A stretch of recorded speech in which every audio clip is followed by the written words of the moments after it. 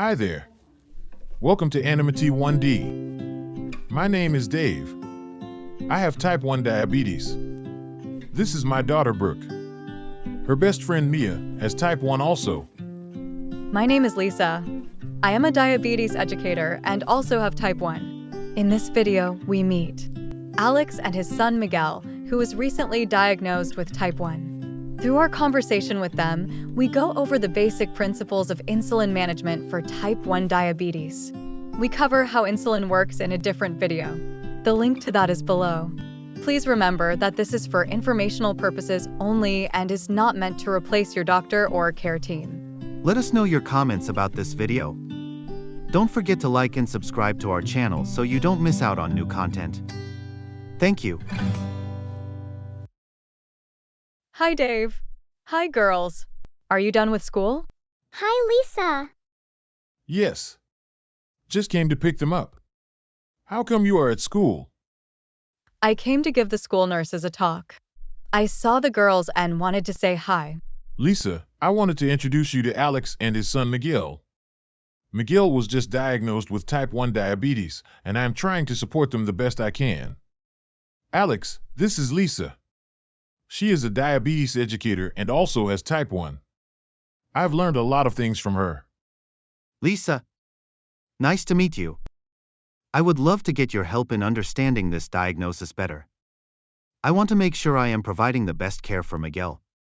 Alex was asking me some things which I think you will have better answers for. Do you have some time now? Sure. Let's sit down and chat. Hi, Miguel. My name is Lisa. I have type 1 diabetes just like you, Mia, and Brooke's dad. How are you doing so far with the injections and everything else? Doing okay. Dad told me the injections are important keys my body needs but cannot make. He said these keys open the door, so sugar can actually get into my body and not stay stuck in the blood. So, does Miguel need to take insulin before he eats? Just like Mia and my dad? That's right, Brooke. Miguel has to make sure that his body has insulin keys ready when he eats carbs. But at some meals, even when I am not eating carbs, I get insulin. Why do I need it then? The insulin you take during the day is needed if you eat carbs or if your blood sugar is high. A high blood sugar means that your body needs more insulin keys to send sugar into the cells. So, even if you are not eating carbs, you may need an insulin injection to take care of that. I understand why he needs insulin with carbs and high blood sugar, but what is the role of the nighttime insulin? Why does Miguel need two types of insulin? To answer that, we have to remember that we need energy not only during the day, but also at night when we are sleeping. Do you know that even at night, our main source of energy is glucose? At night, we tap into the glucose stores in the liver for this energy. We still need insulin keys to make sure the glucose can get into the cells. Here the green batteries are glucose and the yellow keys are insulin. If insulin is not readily available, the cells don't get energy. Our body then starts using fat stores as a backup energy source. When you break down fat, you form ketones. The cells now get energy, but the ketones made in the process can make us very sick. So, it is very important to have insulin keys in our body all day and night to prevent fat breakdown. When we give insulin injections, we have to make sure there are two parts. First is a constant background insulin preventing fat breakdown and ketone formation. This is called basal insulin. Second is giving new insulin keys when we eat carbs to correct high blood sugars or both. This is called bolus insulin. Together, it is called the basal bolus regimen. Got it. How come the nighttime insulin does not work on carbs or high blood sugars? Let's look closer at the kinds of insulin we have available. None of the options that we have work like the insulin our body makes. So we need a combination of insulin types to get the basal and the bolus part of the insulin. They are classified based on three characters: their onset of action, how quickly they begin to work, their peak action, when they work the hardest, and duration of action, how long they continue to work. On this graph, the horizontal line is time, and the vertical line is how strongly insulin works. Based on the three properties, there are four types of insulin. On the one side, we have rapid-acting insulins, shown in pink, that start working within 15 minutes, work their hardest at 30 to 90 minutes and work for 4 to 5 hours. On the other end, long-acting insulins, shown in blue, start working within a couple of hours. They don't have a point where they work the hardest and work steadily for about 24 hours. A combination of long-acting and rapid-acting insulin mimics the Basal Bolus regimen the closest, but there are other regimens using the other types of insulin.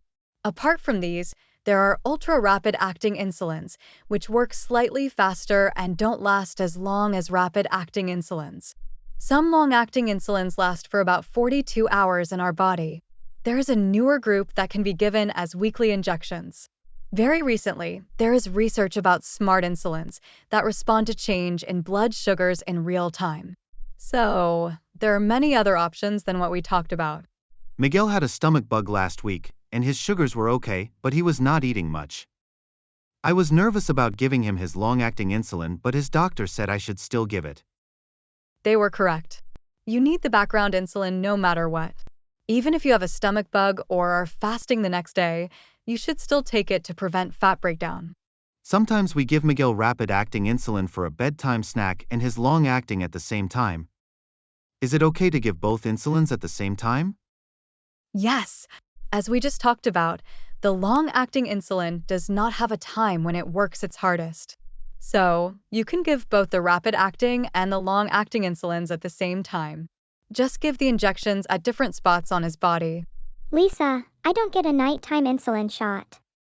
Why is that? Mia, that is because you have an insulin pump. When you use an insulin pump, it gives a constant drip of insulin all day and all night, doing the job of the background insulin. So, you don't need a separate long-acting insulin. Is that what's connected to me all the time? What kind of insulin does that have? Insulin pumps use rapid-acting insulin, the one we use for carbs and high sugars. Because it lasts only for 4 to 5 hours, you have to make sure it is connected to you for the most part. You can take it off for showers, swimming, and activity as long as it is not for many hours. Otherwise, you don't have enough insulin keys in your body. So if I have an insulin pump, I don't need the nighttime insulin? That's right, Miguel. You don't take nighttime insulin if you have an insulin pump. Now, if you get off of your insulin pump, let's say because the tubing came out or there was a malfunction, you have to take some sort of insulin injection as soon as possible to make sure you have basal insulin. Lisa, thank you. That helped me understand things a lot more. They told me a lot of this in the hospital, but it is such a blur. My pleasure. Happy to help. We hope this gave you a better understanding of the basic principles of insulin management. Let us know in the comments what you thought about our video and what other topics you would like to hear about. Please remember that this is for informational purposes only and is not meant to replace your doctor or care team. Don't forget to like and subscribe to our channel. Thank you for watching.